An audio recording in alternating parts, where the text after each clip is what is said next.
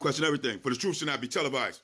And that's for sure. So with that, you know, you got a lot of protesting going on at a lot of different college campuses, from Columbia to UCLA, USC, you name it. It's just campuses everywhere, all around the United States right now, where the young adults are and the students are pretty much protesting about what's going on out there in Palestine.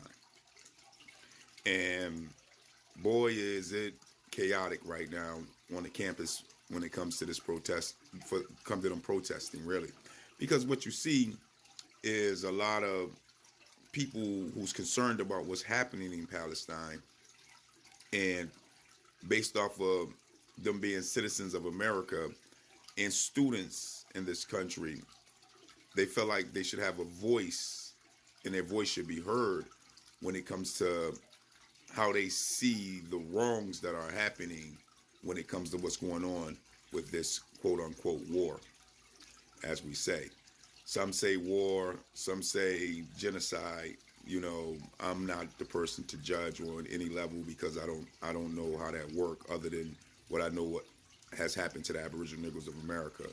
And whenever you can't defend yourself, or you going up against a greater power that has more strength than you, then as Aboriginal Negroes, what has happened to us with the colonizers, that would be considered massacre, Holocaust, and genocide that has happened to our people. So when you look at the circumstances of what's happening now when it comes to dealing with the Palestinians, you know,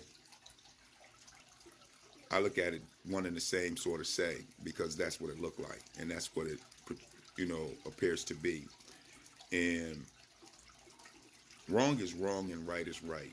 Let's just say that, you know, and life is precious. All life is precious. That's just what it is.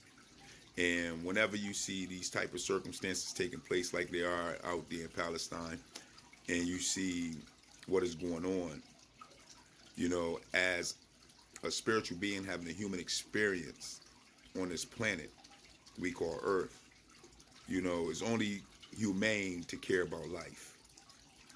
That's just what it is, you know.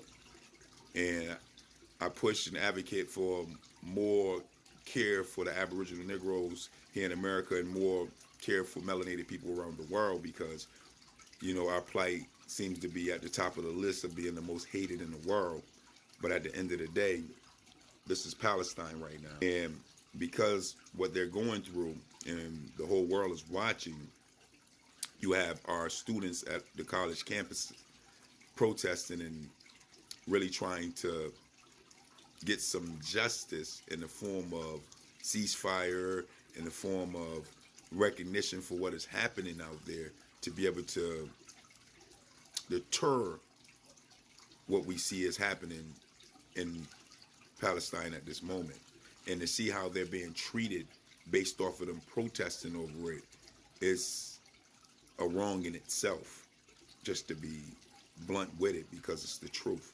You know, for us to be under a constitution and supposed to have constitutional rights and creator given rights by the creator God himself, and still have to be on this page of things when it comes to dealing as humans, it sucks to see how civilized we really are when we claim to be civilized. And it even sucks even more to see how things are being controlled and moved in these empires, when they say the people that are moving this are the most intelligent people on earth, these wealthy and rich people. Because in their intelligence, we have come to a wall of destruction all throughout the world when it comes to dealing with what is going on earth through their watch, through their intelligences. Because at the end of the day, for them to be this intelligent with this much chaos and this much pollution and this much extinction when it comes to the different animals and the different plants and the different insects, it's like, how intelligent are they? Let's just be real, you know, because at the end of the day, we only got one planet as humans to be on. And if we can't govern ourselves as humans on this planet that we have, that all of us have to share, then there's a problem here. Because at the end of the day, how could we be all spiritual beings having a human experience if we can't even be moral, be just and honorable to ourselves, as well as to the one planet that we have that caters to all of us?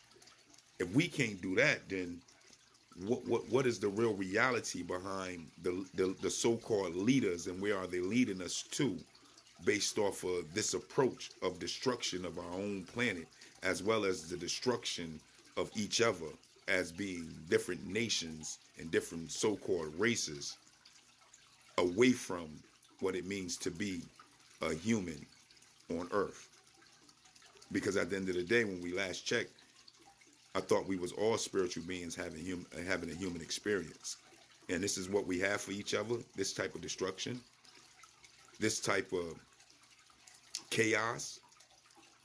This is on their watch. This is on these intelligent, wealthy people watch that are supposed to be the leaders of these empires that we are trapped in, under, working and toiling every single day of our lives to make ends meet under the cost of living that they got over all of our heads, while they living their best life in the most wealthiest, luxurious places that we can ever possibly imagine. This is on their watch. So when you see our youth, our innovative thinkers, our young generational future out there protesting on the different campuses all throughout the United States for a greater good, and they're being treated the way they're being treated by the system, based off of the dispersing of them through how the law is coming to deal with them based off of them protesting. It's just a shameful event and a shameful sight to see, based off of where we stand in today as so-called civilized people. So with that, what do you think? Is there a genocide happening right in our face today? And we as a people have been given a gag order to be in a position where now, with this gag order on our mouths, we cannot speak on the truths of what we see is happening over there?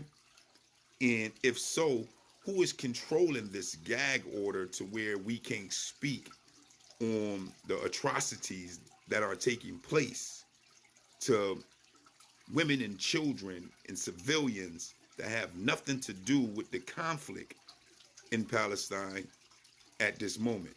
Who is controlling that gag order here in the United States, where we as a people, we the people, can't speak on the wrongs that are being done overseas in this so-called war?